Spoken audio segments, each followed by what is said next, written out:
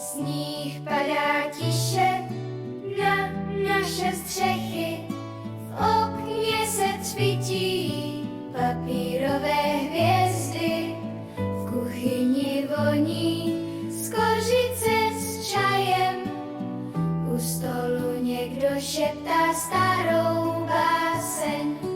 Narodil se v chlevě Pán, pojďme blíž, ať to světlo v srdci nikdy nezhasí. Zaspívej si potichu, ať slyší nás.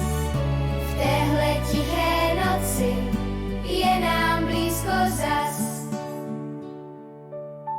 Na skříni schovaná krabice přání, Ježíšek v jesličkách, mudrci před ním se klení.